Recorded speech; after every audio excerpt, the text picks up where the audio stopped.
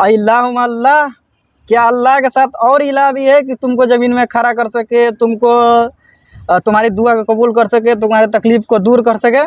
क़लीलम्मा तज़क्करून, बल्कि तुम लोग बहुत ही कम सोच समझ रखते हो, बहुत कम ही नसीहत हासिल करते हो। बिस्मिल्लाहिर्रहमानिर्रहीम। अस्सलामु अलैकुम वरहमतुल्लाहि वबरकातुहू। रब्बि इश्रह ली सदरी व यस्सिर ली अमरी वहलुल उक़दतम मिन लिसानी यफ़क़हू क़ौली। आमीन या रब्बल आलमीन। जी, आज मैं बात करने वाला हूँ कि जो गैरुल्लाह से दुआ मांगते हैं, मतलब अल्लाह के सिवा किसी और से दुआ मांगते हैं, चाहे वो रसूल हो, चाहे वो औलिया हो, चाहे वो अली रज़ियल्लाहु अन्हु हो। अल्लाह के सिवा किसी से दुआ हम नहीं मांग सकते और गैब में मदद नहीं मांगते। मतलब हमारे सामने है तो उससे मदद मांग सकते हैं, और जो हमारे सामने नहीं है उससे हम मदद नहीं मांग सकते, हरगिज़ नहीं मांग सकते। इसलिए कुरान और हदीस में सख्त इस ऐसे मदद से मना किया है। अल्लाह ताला ने भी और रसूलुल्लाह सल्लल्लाहु अलैहि वसल्लम ने भी मना किया है इसे, मतलब मदद मांगने से गैब में। एक गैब की बात कर रहा हूँ यहाँ, मतलब जो हमारे सामने नहीं है उससे हम मदद नहीं मांग सकते हैं। मतलब जो जिसके वफ़ात हो चुके हैं, हमारे सामने नहीं है, उससे हम मदद नहीं मांग सकते हैं।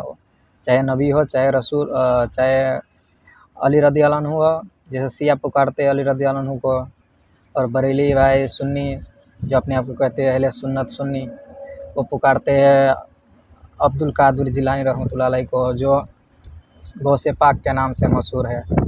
हालांकि हकीकत में सबसे बड़ा गौसे पाक अल्लाह है, और अल्लाह ही है गौसे पाक, बस उसके सिवा कोई गौस नहीं है गैब में। ज़ाहिर में तो सब गौस, आप भी मेरा गौस हो, मददगार हो सकते हैं। गौस का मतलब मददगार होता है। आप भी मेरा मददगार हो सकते हैं, मैं भी आपका मददगार हो सकता हूँ ज़ाहिर में, जैसे हम सामने हैं। और जब मैं कब्र में होऊंगा, वो भी मिट्टी के नीचे, आप पुकारोगे चाहे मैं आपको पुकारूंगा, क्या कुछ नहीं, वो अपना हालत खुद ही नहीं पता कर सकता है। जैसे कब्र में है, उसको अपना बारे में खुद पता नहीं है, और दूसरा कैसे मतलब मदद कर सकते हैं। ये सबसे बड़ा है। मतलब जो औलिया अपनी मर्ज़ी से जो औलिया बना लिया है लोगों ने, और उससे दुआ मांगते हैं, तरह तरह के दुआ मांगते हैं। मतलब अल्लाह से जो मांगना चाहिए वो अल्लाह को, मतलब अल्लाह को इतना कह लिया है कि बस हम अल्लाह को मानते हैं, और अल्लाह को साइड में रख दिया है, और औलिया से मदद मांगते हैं, औलिया से दुआ मांगते हैं, रसूलुल्लाह से दुआ मांगते हैं, शिया हज़रत अली से दुआ मांगते हैं। तो इसके बारे में आज मैं बात करने वाला हूँ। तो सबसे पहले मैं, जो सब लोग पढ़ते हैं नमाज के वक्त, अल्हम्दुलिल्लाह सब लोग पढ़ते हैं ना, अल्हम्दुलिल्लाह सूरह अल-फातिहा, उसमें आयत नंबर 4 में, जब सूरह अल-फातिहा आयत नंबर 4 में, छोटी सी तो सूरत है सूरह अल-फातिहा, 7 आयत की, और उसमें आयत नंबर 4 है। जो छोटा सा वर्ड में अल्लाह ताला ने बहुत बड़ा बात इरशाद फरमाया है, मगर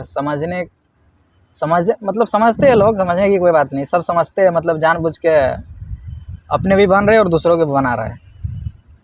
तो आयत नंबर 4 सूरह अल-फातिहा में, आयत नंबर 4 सूरह अल-फातिहा में अल्लाह ताला फरमाते हैं, मतलब हम लोगों को ये कहने के लिए बोल रहा है, इय्याका नअबुदु व इय्याका नस्तईन। मतलब हम लोगों को कहने के लिए बोल रहा है कि कहो कि हम सिर्फ़ आप ही की इबादत करते हैं और सिर्फ़ आप ही से मदद मांगते हैं। तो ये जो सिर्फ़ का लफ्ज़ है, ये सिर्फ़ कह दिया, मतलब ये जो है ना, ये ताकीद के लिए लफ्ज़ इस्तेमाल होता है, मतलब जुमले में दम पैदा करने के लिए। तो अल्लाह ताला ने ये भी मतलब हम लोगों से कहवा सकता था, या के बगैर भी हम लोगों से कहवा सकता था, मगर नहीं, अल्लाह ताला कहे कि जब तुम मेरे साथ वादा करोगे, एग्री करोगे, तो पूरा मतलब ताकीद के साथ, पूरा दम के साथ। तो इसमें इया मिला दिया, ये दम, जुमले में दम आ गया है।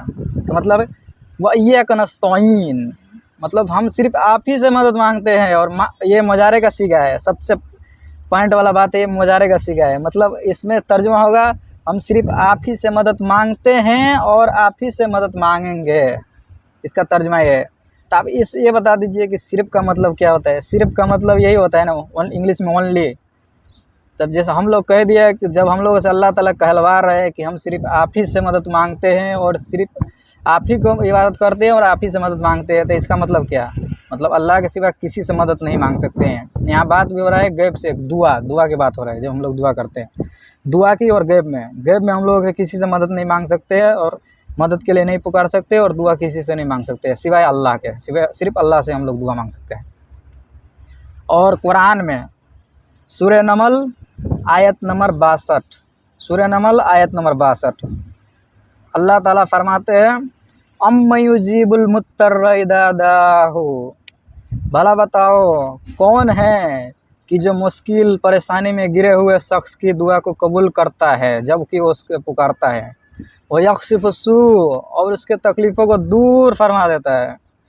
अब यजअलुकुम खुलफा अल अर्द, और तुम्हें ज़मीन में अगलों का खलीफा बनाता है। मतलब तुम जब मर जाते हो तो तुमको तुम्हारे बाप दादा की जगह तुमको खड़ा करता है अल्लाह ताला। और उसके बाद जो अल्लाह ताला ने इरशाद फरमाया दमदार बात, ये देखिए, अल्लाहुम्मा अल्लाह, क्या अल्लाह के साथ और इलाह भी है कि तुमको ज़मीन में खड़ा कर सके, तुमको तुम्हारी दुआ को कबूल कर सके, तुम्हारे तकलीफ़ को दूर कर सके। क़लीलन मा तज़क्करून, बल्कि तुम लोग बहुत ही कम सोच समझ रखते हो, बहुत कम ही नसीहत हासिल करते हो।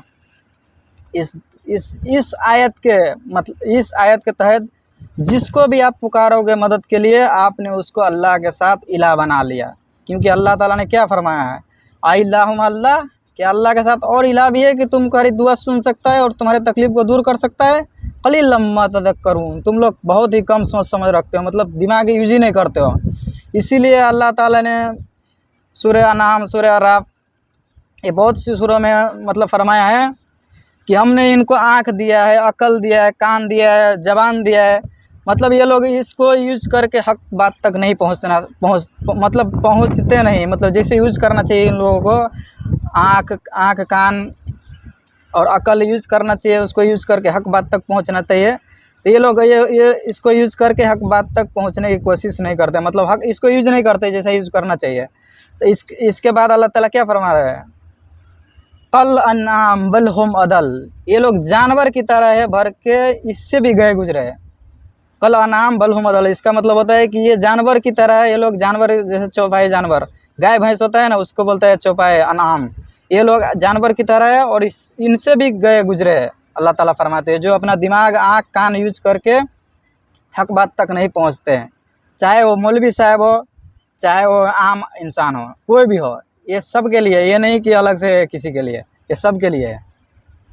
तो इस आयत के तहत आप दुआ किसी से पुकार ही नहीं सकते। ये कुरान से कोई भी मौलवी साहब मुझे बता दे कि इस आयत के तफसीर में कोई और मतलब निकलता है, कोई भी मदद इसका कोई भी मतलब निकल ही नहीं सकता है। इसका परफेक्ट मतलब यही है कि अल्लाह ताला ने सीधा फरमा दिया है कि जिसको तुम दुआ के लिए पुकारोगे, समझो तुम अल्लाह के सिवा उसको इलाह बना लियो। तो हम लोग क्या कहते हैं, ला इलाहा इल्लल्लाह मोहम्मद रसूलुल्लाह, कि अल्लाह के सिवा कोई इलाह नहीं है, कहते हैं ना, इसीलिए हम मुसलमान हैं। अगर ला इलाहा इल्लल्लाह कहें छोड़ देंगे तो मुसलमान नहीं है। तो हम लोग जब इलाह बना लिए हम लोग, तक ला इलाह के कौन सा, हम लोग जो पहला पिलर है इस्लाम का, वो किधर बचा ही नहीं है ना हम लोग। तो सबसे मेन पॉइंट है, सोचने की बात है, इसलिए कि shirk is the most issue in the sight of Allah, English का ये वर्ड है। इसको मैं इंग्लिश में हिंदी में बताता हूँ कि अल्लाह के नज़दीक सबसे ज़्यादा सोचने वाली कोई बात है वो है शिर्क। शिर्क से ज़्यादा सोचने वाली कोई बात नहीं है। इसलिए कि कुरान में अल्लाह ताला ने वाज़े तौर पे फरमाया है, सूरह आराफ या सूरह आराफ शायद है, मैं इसमें फ़ोटो लगा दूंगा आपको उस आयत का। तो उसमें अल्लाह ताला फरमाते हैं कि ईसा अलैहिस्सलाम का खुतबा नकल करते हैं अल्लाह ताला कि ईसा अलैहिस्सलाम ने फरमाया इसराइलियों से कि तुम अल्लाह की इबादत करो, बेशक जो लोग अल्लाह के सिवा अल्लाह के साथ शिर्क करते हैं जो लोग, उस पर अल्लाह ताला ने जन्नत को हराम कर दिया है। जो लोग भी अल्लाह के साथ शिर्क करता है, अल्लाह के साथ किसी और को इला मतलब किसी को पुकारता है, चाहे अल्लाह के सिवा किसी से पूछता है, किसी को अल्लाह के साथ चाहे अल्लाह के सिवा, वो इलाह बना लिया है। और वो जन्नत मतलब वो जन्नत में जा ही नहीं सकता, जन्नत उस पर हराम कर दी गई है।